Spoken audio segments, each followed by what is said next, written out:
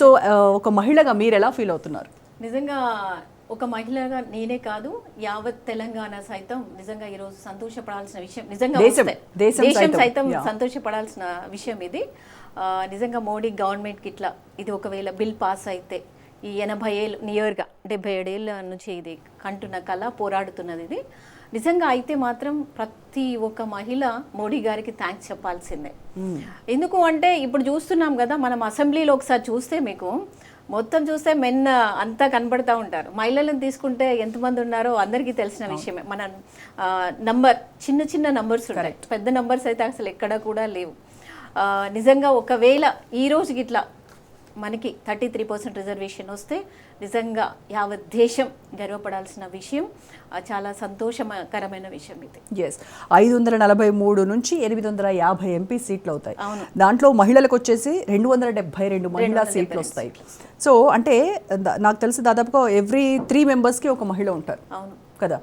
So అంటే గతంలో కనుక చూస్తే ఇప్పుడున్నటువంటిది ప్రజెంట్ 543 మంది ఎంపీ సీట్లు ఉంటే దాంట్లో 78 మంది లోక్సభలో ఉన్నారు. అండ్ రాజ్యసభకు వచ్చేసి 224 ఉంటే అందులో 24 మాత్రమే ఉన్నారు. అంటే కేవలం ఇప్పుడు 14% లోపే ఉన్నాం మహిళల సంఖ్య. మనకి ఏ పార్టీ తీసుకున్నా సరే, అదే బీజేపీ కావచ్చు, అదే బీఆర్ఎస్ కావచ్చు, అదే కాంగ్రెస్ ప్రభుత్వం కావచ్చు, ఏది తీసుకున్నా సరే మనకి మహిళల నంబర్ అనేది నిజంగా చాలా తక్కువ ఉందండి.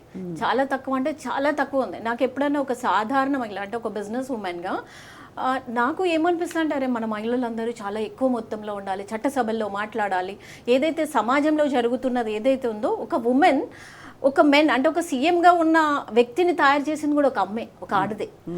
ఒక ఇంటిని చక్కబెట్టేది, ఒక ఇంటిని నిలబెట్టేది కూడా ఒక మహిళనే. అట్లా ఒక ఇంటిని నిలబెడుతుంది, తన పిల్లల్ని ఎక్కడికో తీసుకెళ్ళి ఎక్కడో చట్టసభల్లో నిలబెడుతుంది. అలాంటి మహిళకి ఇంకా చట్టసభల్లో మనం ప్లేస్ ఇస్తే ఎంత బాగా మాట్లాడగలుగుతుంది, సమస్యని ఎంత బాగా చెప్పగలుగుతుంది. నిజంగా అలాంటి రోజులు రావాలని మేమందరం అంటే నాలాగా కోరుకునే వాళ్ళు ఎంతో మంది ఉన్నారు మన దేశంలో.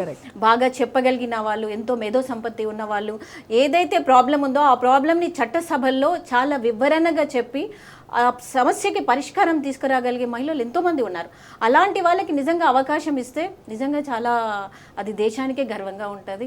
ప్రతి ఒక్క మహిళ కూడా ఈ భారతదేశంలో పుట్టినందుకు తనకున్న ఏవైతే ఉన్నాయో, ఇప్పటికే మీరు తీసుకుంటే ఏంటంటే విలేజ్లో సర్పంచులు కావచ్చు, ఎంపీలు కావచ్చు, ఎమ్మెల్సీ కావచ్చు, ఇంకెన్నో ఉన్నాయి.